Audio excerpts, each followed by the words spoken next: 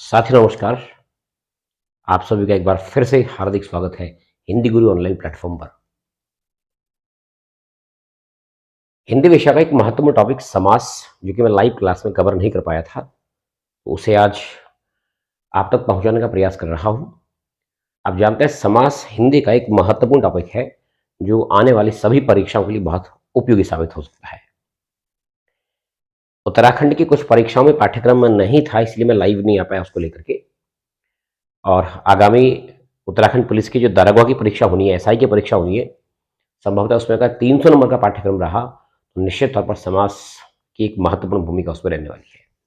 बाकी उत्तर प्रदेश पुलिस की तैयारी करने वाले विद्यार्थी, बिहार की तैयारी करने वाले विद्यार्थी, या जो भी हिंदी भाषी राज्य है जहां पर भी हिंदी प्रतियोगी परीक्षा का हिस्सा है, वहां पर निश्चित तौर पर समास परीक्षा में आता होगा और एक बड़ा इंटरेस्टिंग और बड़ा महत्वपूर्ण टॉपिक है। उसी पर मैं आज चर्चा करने जा रहा हूं। दोस्तों, समास की अगर हम बात करते हैं, आप जानते हैं समास शब्द का शाब्दिक अर्थ होता है संक्षेप।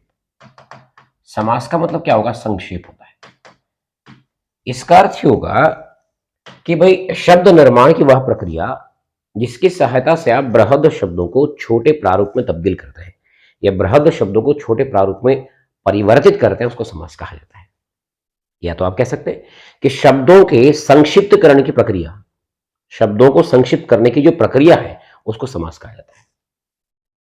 समास दो पदों के मेल से बना होता है जिन्हें क्रमशः पूर्व पद या उत्तर पद की संज्ञा दी जाती है। यानी अगर मैं ये कहूं कि भाई समास जो होता है ना, ये दो पदों का मेल होता है। आप जानते हैं पहले पद को आप कहते हैं पूर्व पद और किसी दूसरे पद को आप कहते हैं उत्तर पद। समास इन दो पदों से मिला होता है।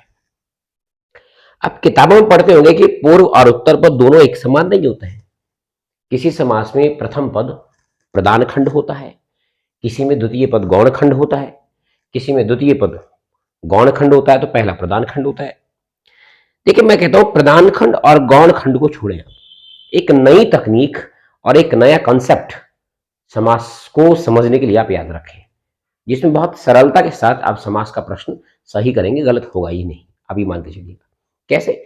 आप ये जानते हैं जब दो पदों से मिलकर के समास बना होता है, पूर्व और उत्तर पद, आपको मालूम ही होगा जब इन दोनों पदों को मिलाया जाता है तो इनकी सहायता से जो तीसरा पद तैयार होता है उसे आप या तो कहते हैं सामासिक पद, उस तीसरे पद को सामासिक पद कहा जाता है, या दोस्तों उसको समस्त पद भी कहा जा सकता है। उस पद को आप समस्त पद की संज्ञा भी दे सकते हैं। सामासिक पद कहो या समस्त पद कहो, दोनों का एक ही मतलब है। उसके बाद आप जानते हैं कि ये जो सामासिक पद बना हुआ है, जिसको आप समस्त पद भी कह रहे हैं, जब आप इसको व्याख्यायित करते हैं, इसकी पूरी व्याख्या करते हैं, इसको विखंडित करते हैं, तो इसको व्याख्यायित करने की जो प्रक्रिया होती है उसको समास विग्रह कहा जाता है। उसे क्या बोलते हैं? समास विग्रह कहा जाता है। इतनी बात आपको तो यहां से याद रखनी। भाई कैसे? माना उदाहरण के लिए आपके पास एक पद लिखा है रसोई घर, उसने कहा एक पद मैंने लिखा रसोई घर इस प्रकार का। इसमें आपको समझ में आ रहा होगा बराबर कि इसमें एक पद तो लिखा है रसोई, है ना, और एक पद लिखा है घर।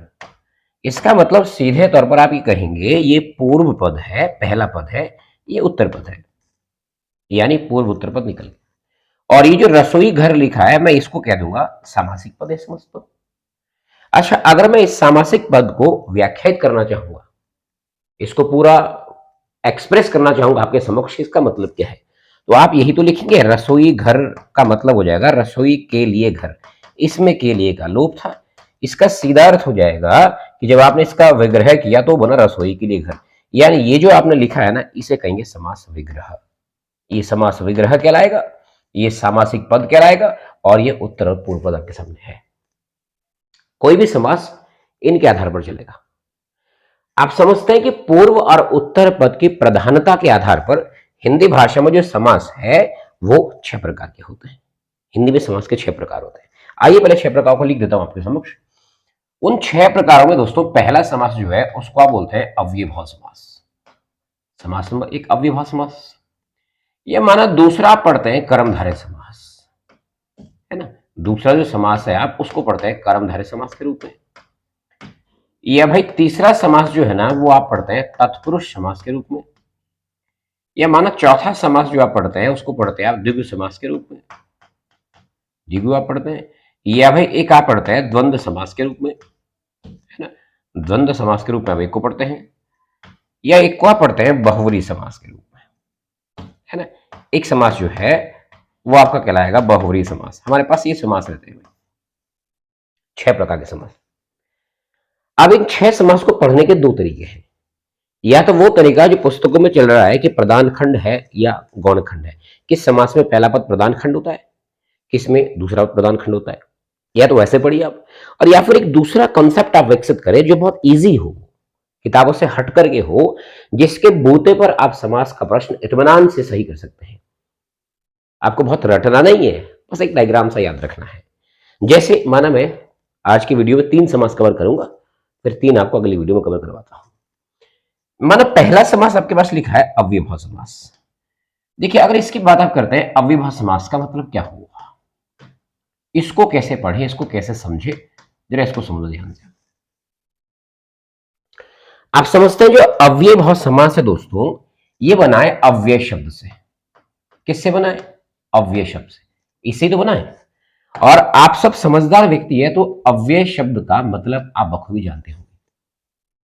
आप जानते हैं अव्यय का मतलब ऐसा शब्द होता है जिसमें लिंग और वचन के आधार पर परिवर्तन नहीं किया जा सकता है, या जिसका लिंग और वचन बदल पाना मुश्किल या असंभव होता है, उसे अव्यय कहा जाता है। बस इतना आपको समझ में आ गया, अब कोई दिक्कत नहीं है।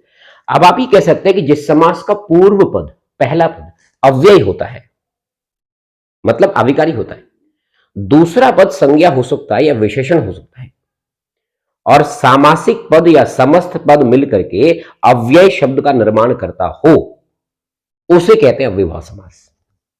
कैसे समझिए, अगर माना मैं आपको यह कहूं कि इसमें कंडीशन क्या होगी, आप जानते हैं किसी समास के 2 पद होते हैं, इतना तो आपको पता ही है भाई। एक पूर्व पद होता है, ये आप जानते हैं, इसमें भी एक पूर्व पद होगा, और ये भी आपको जानकारी मिल चुकी है कि दूसरे पद को आप बोलते हैं उत्तर पद। अगर मैं आपको यह कहता हूं कि ये जो समास आप पढ़ रहे हैं अव्ययभाव समास, इसमें जो पूर्व पद है, ये पहला पद जो मैं लिख रहा हूं ना पूर्व पद, अगर मैं कहता हूं ये पूर्व पद इसमें अव्यय होता है, इसमें पूर्व पद क्या होता है? अव्यय। आप समझ रहे हैं अव्यय का मतलब, जिसमें लिंग और वचन के आधार पर परिवर्तन करना असंभव होता है।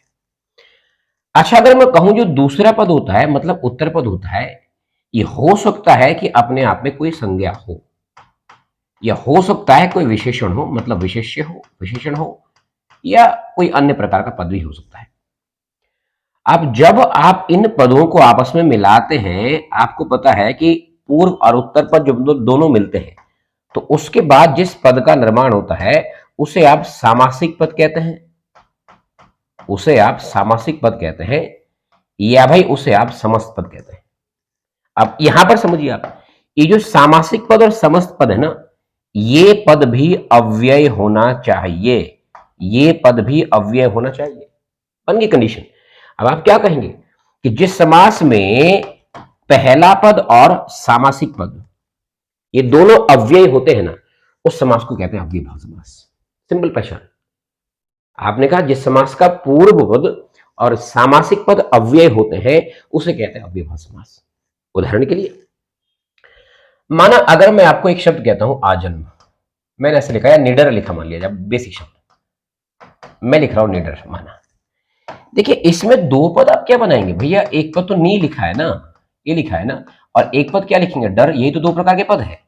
मुझे बताइए जो नी लिखा हुआ पहला पद, क्या इस नी का लिंग और वचन बदल सकते हैं आप? नहीं, इसका मतलब ये तो अव्यय होगा। ये जो डर लिखाई तो एक संज्ञा हुआ ना। आप जानते हैं जब दोनों पदों को आपने मिला दिया, अब पद क्या बना? निडर। निडर क्या है? सामासिक पद है। मुझे बताओ क्या निडर शब्द का लिंग और वचन आप परिवर्तित कर पाएंगे? नहीं ना भैया। कोई महिला निडर है, आप उसको ये तो नहीं बोलेंगे ना वो महिला बड़ी निडरी है, वो पुरुष बड़े निडरो है, वो लड़के बहुत निडरो है, नहीं ना भैया। निडर शब्द को निडर ही कहेंगे। इसका अर्थ हुआ इसमें लिंग और वचन के आधार पर परिवर्तन करना असंभव, यानी इसका सामासिक पद भी अव्यय था, पहला पद भी अव्यय था, इसका अर्थ होगा समास अव्ययभाव होगा। या माना मैं लिखता हूं कोई शब्द आजन्म, मैंने ऐसा लिखा है, या माना मैं लिखता हूं कोई शब्द यथाशक्ति, यथाशक्ति आदि, ऐसे बहुत प्रकार के पद लिखे। मैंने अकारण लिखा है, मैं कोई अन्य प्रकार का पद लिखता हूं, आप इन सबको देखना। मैं अनुसार लिखता हूं, मैं प्रतिदिन लिखता हूं, मैं प्रत्युपकार लिखता हूं। इन सभी शब्दों में देखना भैया सामासिक पद अव्यय है कि आजन्म को लिंग और वचन के आधार पर आप परिवर्तित नहीं कर सकते। ये यथाशक्ति का लिंग और वचन के आधार पर आप परिवर्तन नहीं कर सकते। मैं भरपेट शब्द लिखता हूं, मैंने कहा भरपेट लिखा हुआ है, अब भरपेट शब्द का लिंग वचन कैसे बदल पाएंगे आप? सामासिक पद तो अव्यय है ना। इसका अर्थ होगा कि समास अव्ययभाव होंगे इस प्रकार के। तरीका एक। या तरीका दूसरा क्या है? अगर माना आप इस परिभाषा के आधार पर नहीं चल सकते हैं, दूसरा तरीका बताते हैं। दूसरा तरीका क्या है, मैं उसको अगले पेज पर समझाता हूं। अव्ययभाव समास को जानने का तरीका दो, इसी समास को समझने का मैं आपको तरीका दूसरा बता रहा हूं, यानी टाइप 2 इसका। प्रकार दो क्या, बहुत सरल है। अगर आपको यह लग रहा है कि भाई किसी समास के दो पद है, पूर्व और उत्तर पद है, पूर्व पद उत्तर पद है, इसमें मैं कहूंगा इसमें आप उत्तर पद को छोड़ दो। उत्तर पद क्या लिखा है याद ही मत रखो, आप साधारणतः याद करना कि जिस समास के पूर्व पद में या तो होगा भाई आ उपसर्ग लिखा होगा, या माना अनु उपसर्ग लिखा होगा, या माना प्रति उपसर्ग लिखा होगा, या माना आपके पास में यथा उपसर्ग लिखा होगा, या माना आपके पास नी उपसर्ग लिखा होगा, ऐसे करके, है ना, या माना में आपका बे उपसर्ग लिखा होगा आदि। मैं कहता हूं अगर किसी समास के पहले पद के रूप में इनमें से कोई एक उपसर्ग लिखा हुआ है, इनमें से कोई एक उपसर्ग लिखा हुआ है, इसका सीधा अर्थ होगा वह समास अव्ययभाव होगा। देखो आपको पता है जो उपसर्ग और प्रत्यय है ना, वो दोनों खुद भी अविकारी शब्दांश होते हैं। मतलब अगर ये उपसर्ग पहले पद के रूप में लिखे होंगे, आप इनका तो लिंग वचन वैसे भी चेंज नहीं कर सकते। इसका मतलब ये परिभाषा और मैं इससे पहले बताई लगभग दोनों एक जैसी है, लेकिन अगर आपको ये सरल लग रही है इसको याद करिए। भाई जहां पर आ मिलेगा, माना आजन्म लिखा है, पहला पद आ लिखा है कि नहीं, माना उसने ऐसे लिखा था, मैंने कहा था आजन्म लिखा है तो पहला पद आ लिखा है, या माना मैंने अनुसार लिखा है तो पहला पद इसने अनु लिखा हुआ है, या माना मैंने लिखा है प्रतिदिन तो पहला पद इसने प्रति लिखा हुआ है, या माना मैंने यथा सामर्थ्य या यथा शक्ति लिखा था तो पहला पद आपको यथा मिल गया था, या माना मैंने निर्विकार लिखा है तो पहला पद आपको नी मिल गया, है ना, या माना मैंने आपके पास बेखटके या कुछ भी लिखा है, बेअदब लिखा है, बेखटके लिखा है, इस प्रकार से पद लिखा है, ऐसे लिखा है। आप देख रहे हैं ये सारे जो पद लिखे हैं इसमें उपसर्ग आ रहे, या अब मैंने भरपेट लिखा तो भर उपसर्ग हो जाएगा, है ना। मतलब आपको याद रखना पड़ सकता है कि ये उपसर्ग भर भी मैं ऐड कर दे रहा हूं, अगर इनमें से कोई एक उपसर्ग पहले पद के रूप में आ गया तो समास हो जाएगा अव्ययभाव। तरीका ऐसे हो सकता है। या भाई तीसरा तरीका एक और है जहां पर लोग बहुत गलती कर देते हैं। तीसरा तरीका मेरे ख्याल से आपको याद रखना भी जरूरी है।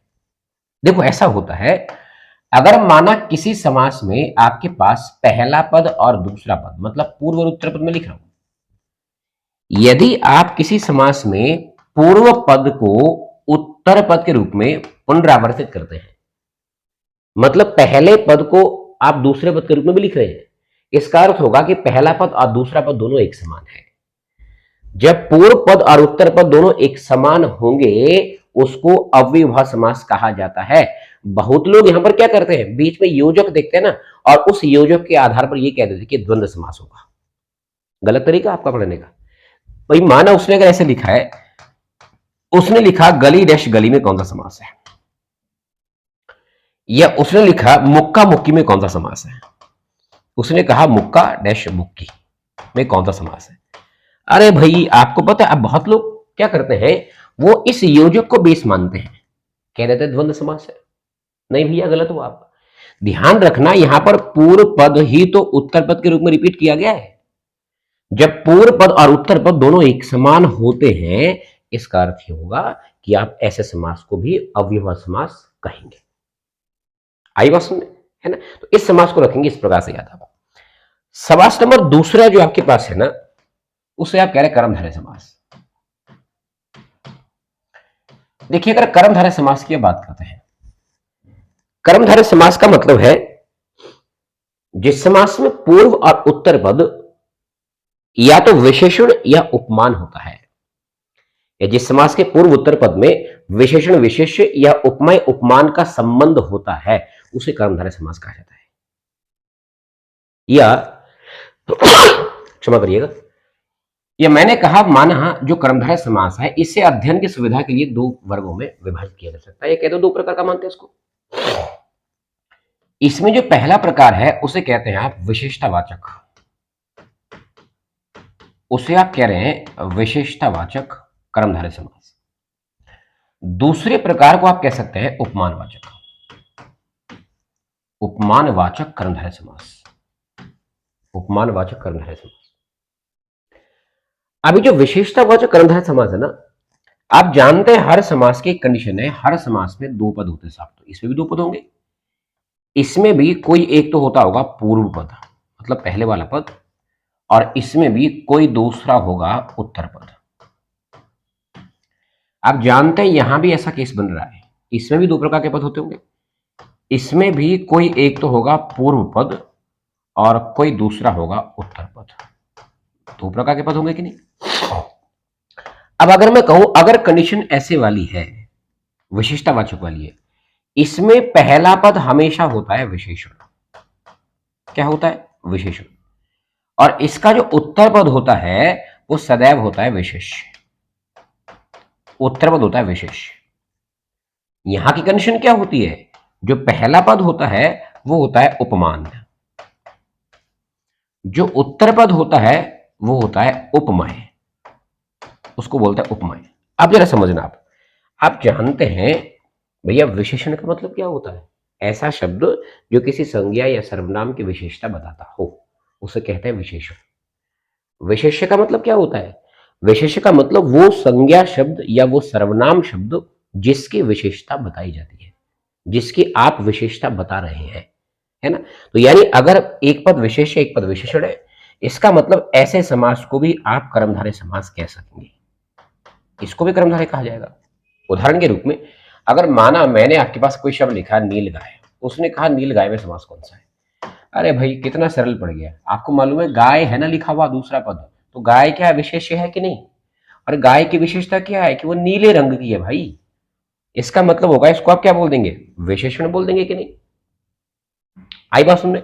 ये मान लो मैंने कहा बहुत बेसिक सा शब्द लिखा है, मैं लिखता हूं काली मिर्च, मैं लिखा काली मिर्च, आप समझ रहे हैं कि भैया मिर्च है उसकी विशेषता काले रंग की है, तो पहला पद विशेषण हुआ कि नहीं, दूसरा पद विशेष हुआ कि नहीं। ये माना मैंने कोई शब्द लिखा इस प्रकार से, अन्य टाइप का कोई एक शब्द लिखते हैं, मान लो मैं लिखता हूं महाकवि, ऐसा लिखा है ना। आप समझ रहे महान है जो कवि, इसका मतलब कवि की विशेषता कि वो महान है ना। या मान लो मैं कोई शब्द लिखता हूं दुरात्मा, दुरात्मा, इसका मतलब है आत्मा की विशेषता कि वो दुर है, दूषित है कि पहला पद विशेषण की नहीं। या माना मैंने लिखा कोई शब्द आपका दुष्प्रकृति, ऐसा लिखा दुष्प्रकृति, आप समझ रहे हैं प्रकृति की विशेषता कि वो दूषित है, सिंपल कंडीशन। अच्छा इसमें क्या होने वाला है, पहला पद उपमान, आप समझते हैं उपमान का मतलब है जिसके साथ आप तुलना करना चाहते हैं या जिसके साथ किसी भी सामान्य संज्ञा की वस्तु की तुलना की जाती है। उपमेय का मतलब है जिसकी तुलना की जाती है, जिसकी आप तुलना करना चाहते हैं, है ना। अब साधारण सी बात है भैया, अगर ऐसा केस भी होगा तब भी समास बन जाएगा कर्मधारय समास, इसको भी आप कर्मधारय समास कह सकते हैं। कैसे? माना आपने कोई शब्द लिखा लता देह, लता के समान देह, इसका मतलब है लता मतलब बेल, पहला पद है, देह मतलब शरीर, इसकी तुलना इसके साथ कर रहे हैं आपके लिए कि जो शरीर है वो लता के समान लचीला है, फ्लेक्सिबल है, तुलना हो रही है कि नहीं। या माना भाई आप लिखते हैं कमल नयन, आप ऐसा लिखते हैं मतलब जो आंखें हैं वो बिल्कुल कमल के जैसी है, इसका मतलब नयन उपमेय है, कमल उपमान है, तुलना चल रही है कि नहीं। यानी इसे भी कह देंगे आप उपमानवाचक कर्मधारय समास। इसका सीधा सा अर्थ हो गया, इसकी परिभाषा आपको याद क्या करनी है कि जिस समास का पहला पद विशेषण या उपमान होता है तथा दूसरा पद विशेष्य या उपमेय होता है उसे कर्मधारय समास कहा जाता है। ये इसको जानने का तरीका है। तीसरा तत्पुरुष समास का मैं सिर्फ वर्गीकरण बता देता हूं कि उसको कैसे पढ़ें, आगे उसको नेक्स्ट वीडियो में कवर करते हैं। तत्पुरुष समास की अगर आप बात करते हैं, तत्पुरुष समास हिंदी भाषा का एक ऐसा समास है जिसमें माना मैंने कहा कि कोई दो प्रकार के पद है, पूर्व और उत्तर पद है, पूर्व पद है और उत्तर पद है। इस प्रकार का केस है। अगर मैं कहूं कि जिस समास के पहले पद में कर्ता और संबोधन, मैंने कहा जिस समास के पहले पद में कर्ता और संबोधन कारक को छोड़ करके, इन दोनों को छोड़ करके शेष कारकों, मैंने कहा कि शेष कारकों का लोप पाया जाता है। बाकी के जो शेष कारक होते हैं उनकी विभक्ति का लोप पाया जाता है। जिस समास के पहले पद में कर्ता और संबोधन कारक को छोड़ करके बाकी सभी कारकों की विभक्ति का लोप पाया जाता है, उसे कहते हैं तत्पुरुष समास। कैसे भाई? अगर माना आपने एक शब्द लिखा दिल तोड़, उसने कहा दिल तोड़ में कौन सा समास है? आपने कहा दिल को तोड़ने वाला। इसका मतलब जब आप दिल लिख रहे हैं, को लिख रहे हैं, तोड़ने वाला लिख रहे हैं, इसका मतलब दिल के बाद को का लोप था कि नहीं? अरे को तो किसी कारक की विभक्ति होती है, कर्म कारक की। जब पहले पद के बाद कारक की विभक्ति का लोप होगा तो तत्पुरुष समास है। माना आपने कहा राम कहानी, ऐसा लिखा है, इसमें आपने देखा पहला पद क्या है? राम लिखा, पहला पद के नहीं। दूसरा पद क्या है? कहानी। विग्रह क्या करेंगे इसका? राम की कहानी। तो मुझे बताइए राम के बाद की का लोप था कि नहीं? अरे की तो किसी कारक की विभक्ति होती है, और जब की किसी कारक की विभक्ति होती है, इसका सीधा अर्थ हो जाएगा कि आप इसको क्या बोल देंगे? इसको क्या बोल देंगे बेसिक तौर पर? इसे कह देंगे आप तत्पुरुष समास, है ना? ये तत्पुरुष समास हो जाना चाहिए। आई बात समझ में? अच्छा, अब होता क्या है असल में? जो तत्पुरुष समास है बच्चों, तत्पुरुष समास की अब बात करते हैं। इस तत्पुरुष समास को विभाजित किया जाता है दो वर्गों में। इसका जब वर्गीकरण करेंगे आप, इसका दो प्रकार होते हैं। इसके दो प्रकार में से जो पहला प्रकार है उसको आप कहते हैं परसर्ग लोप के आधार पर। आप कहते हैं परसर्ग लोप के आधार पर, परसर्ग लोप के आधार पर तत्पुरुष समास। कि भाई परसर्ग लोप के आधार पर तत्पुरुष समास कितने प्रकार का है? परसर्ग लोप का मतलब कारक की विभक्ति के लोप के आधार पर तत्पुरुष समास कितने प्रकार का होगा। अच्छा, जो दूसरा टाइप है इसमें, दूसरा प्रकार है, उसे आप कह रहे हैं रचना बनावट के आधार पर। आप कहते हैं रचना एवं बनावट के आधार पर तत्पुरुष समास। रचना एवं बनावट के आधार पर तत्पुरुष समास कितने प्रकार का होगा? अब परसर्ग लोप तो आपने समझ ही लिया है कि भाई दो को छोड़ करके, मतलब कर्ता और संबोधन को छोड़ करके बाकी सभी का लोप। इसका मतलब परसर्ग लोप के आधार पर 6 प्रकार का होगा, है ना? हम कहेंगे कि इसके आधार पर तत्पुरुष समास के 6 प्रकार होंगे। पहले को तो बोलेंगे आप कर्म तत्पुरुष समास, किसी को आप कहते हैं कर्म तत्पुरुष समास, या भाई किसी को आप कहते हैं इसमें संप्रदान तत्पुरुष समास, संप्रदान तत्पुरुष समास कहेंगे किसी को, या किसी को आप कहेंगे कर्ण तत्पुरुष समास, या किसी को आप कहेंगे अपादान तत्पुरुष समास, या कोई आपके पास कहलाएगा संबंध तत्पुरुष समास, और कोई आपका कहलाएगा अधिकरण तत्पुरुष समास। जरूरी है कि आप कारक को ठीक से जानते हैं तभी इस समास को पढ़ पाएंगे। तो कारक का वीडियो मैंने अपलोड कर रखा, पूरे कारक पढ़े हुए उसमें, एक बार ठीक से कारक को पढ़ ले, इस समास को समझने में आसानी हो जाएगी आपको। अच्छा, रचना बनावट की अगर बात रही, इसके आधार पर तत्पुरुष समास के 3 प्रकार होते हैं। इसमें किसी एक को बोलते हैं अलुक तत्पुरुष समास, एक अलुक तत्पुरुष समास है। किसी एक को बोलते हैं नज तत्पुरुष समास, और किसी एक को बोलते हैं उपपद तत्पुरुष समास। ये है तत्पुरुष का पूरा वर्गीकरण।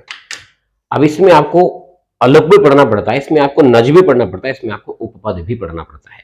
जब ये पूरा का पूरा वर्गीकरण खत्म हो जाएगा तत्पुरुष समास, तब आपका समाप्त होगा। इसके बाद द्वंद्व है, द्विगु है और बहुव्रीहि समास है। अगली वीडियो में उन सबको भी बताने का प्रयास करूंगा, और आपसे उम्मीद करता हूं कि आप मेरे चैनल को प्रसारित करेंगे, और अगर आपको कंटेंट ठीक लग रहा है तो उस कंटेंट को भी आप आगे प्रसारित करने का प्रयास करेंगे। ठीक हो, धन्यवाद। जय हिंद, जय भारत, जय उत्तराखंड।